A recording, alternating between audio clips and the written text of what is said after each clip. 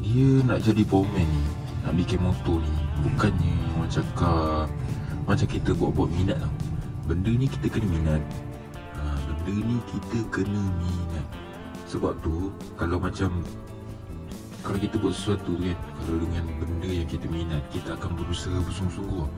Dia beza tau. Kalau macam kita tengok orang ni buat, macam best kan, try lah buat. Sebab kita tak ada jiwa. Tak ada jiwa.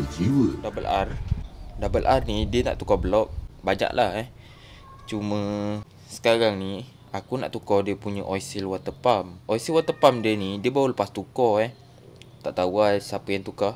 Okay, jadinya aku tunjuk macam mana rupa oil seal water pump tu Jadinya macam mana kita nak masukkan oil seal water pump tu, kita tak payah ketuk. Sebab benda tu dia sensitif sikit. Bila kita ketuk, dia akan bocor.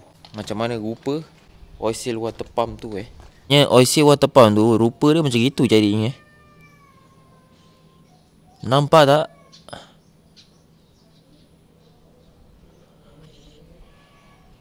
Okey, jadinya benda ni tak perlu nak diketuk-ketuk Nanti aku tunjuk macam mana nak masukkan benda ni.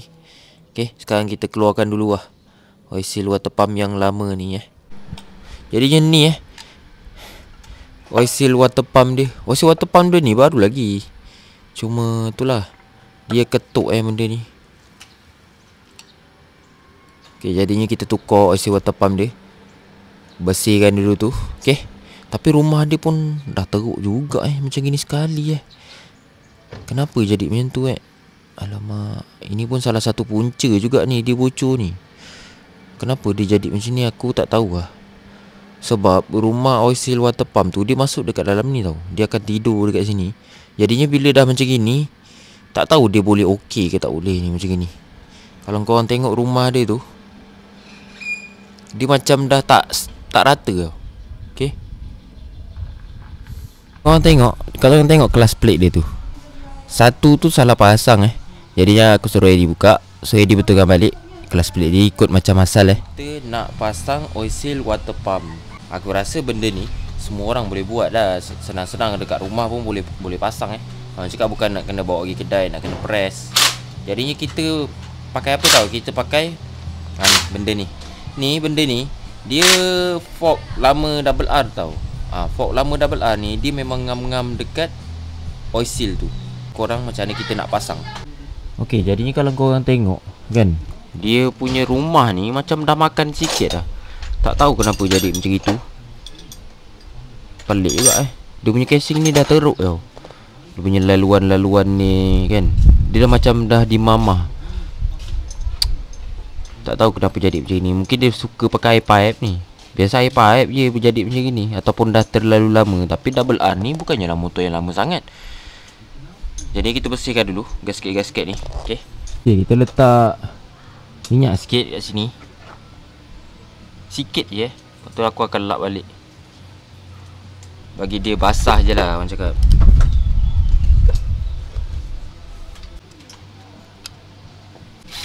Ini dia fork double R. Jadi korang potong, ambil fork double R ni, dia memang ni dia sama besar dengan oil seal water pump. Jadi kita letak dekat sini. Okey, lepas tu kita letak benda ni dekat sini macam gitu. Lepas tu kita jack. Okey, aku masukkan benda ni.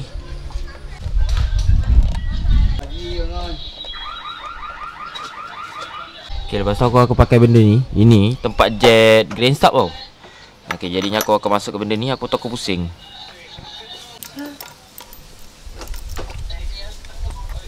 Okey, jadinya dah masuk separuh Okey.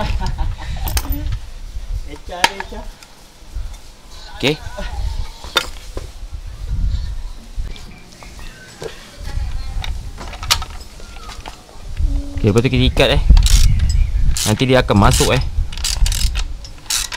sebab oil seal ni dia sensitif sikit. Okey, kalau kita main ketuk dengan jet ni memang lain lah. Okey, tapi itulah casing dia dah makan. Kalau korang tengok tadi casing dia dah makan, tapi aku cakap dengan owner, try dululah. Kalau kali ni pun bocor juga, kena tukar casing lain. Okay.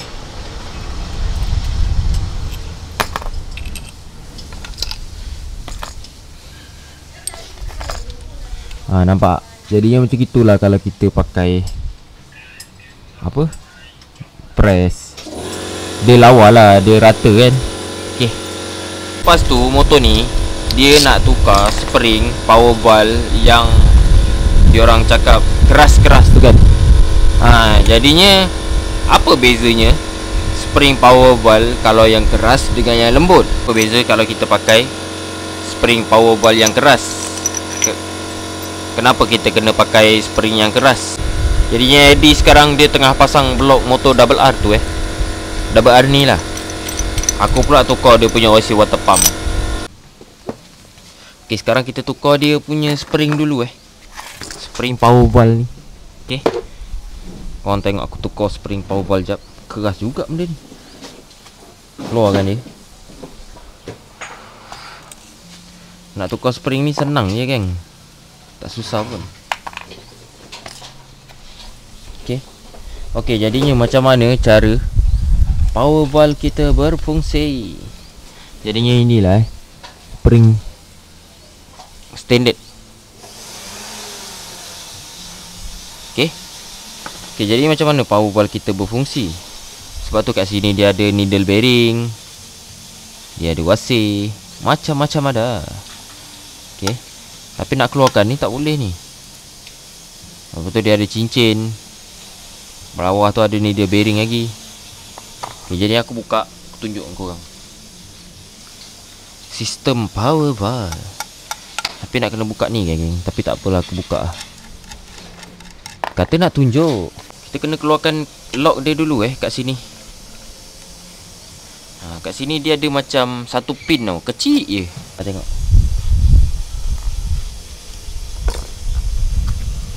Sebelum dia hilang, baik kita letak kain dulu bawah ni. Benda tu kecil sangat ni. Tu dia. Ni dia kecil sangat, jadinya aku takut dia hilang.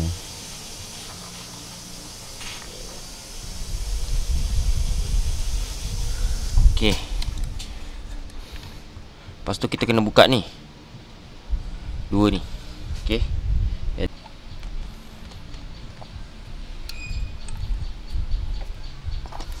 Alright.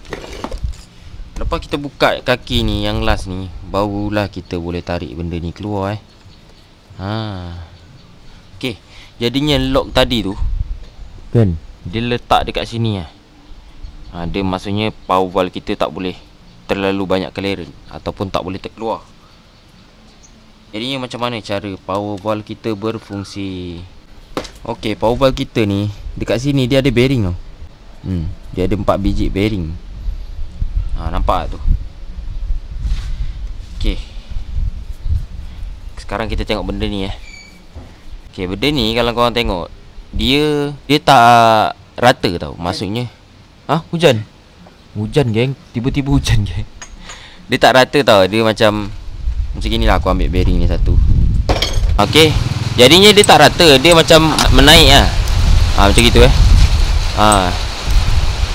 jadinya bila dekat sini dia menaik macam gini, dia menaik.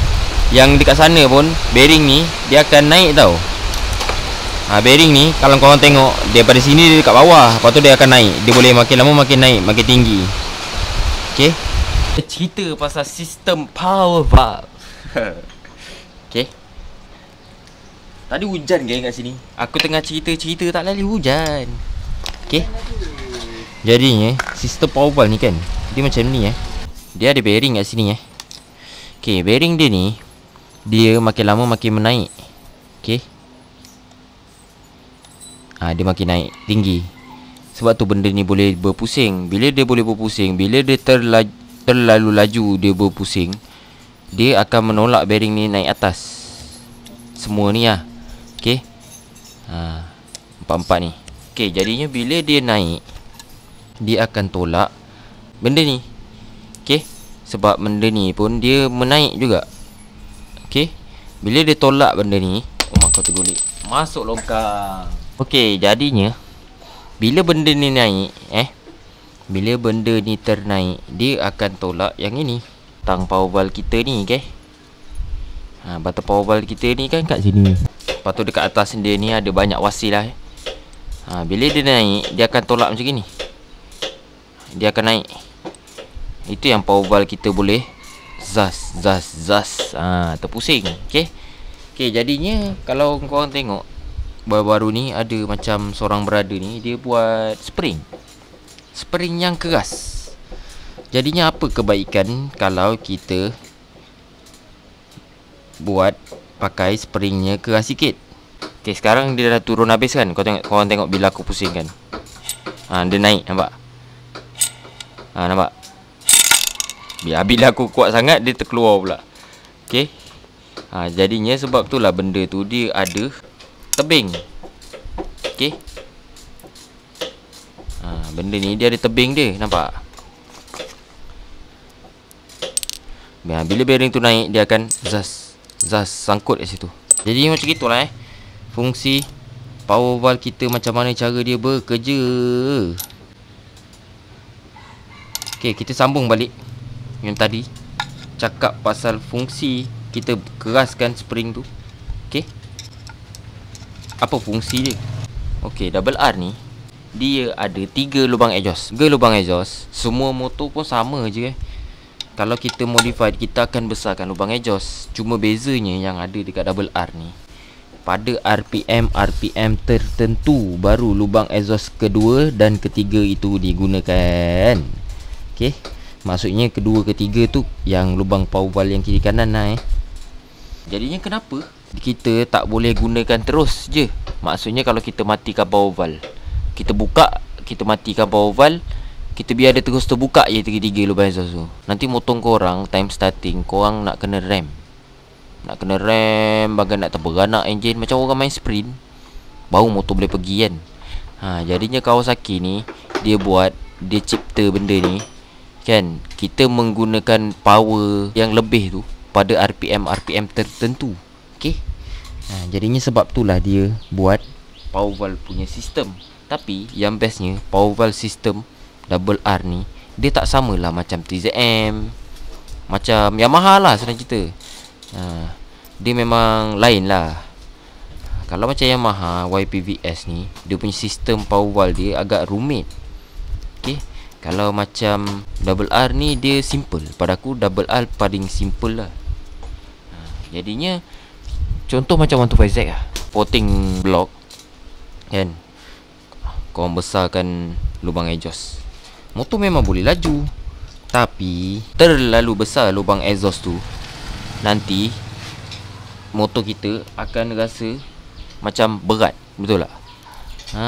Bila dah laju kena laju je. Pernah dengar tak macam gitu? Dah laju kena laju je. Itu salah satu sebabnya lubang exhaust lah. Okay. Jadinya kalau kita motor dah setting, tapi kalau macam double R ni, bila dia ada power valve, bila motor dah setting, power valve tu akan terbuka cepat. Sebab RPM tu naik cepat sangat. Okay. Jadinya sebab tu lah berada ni buat spring power valve ni keras. Sebab untuk kontrol dia punya buka tutup power valve tu.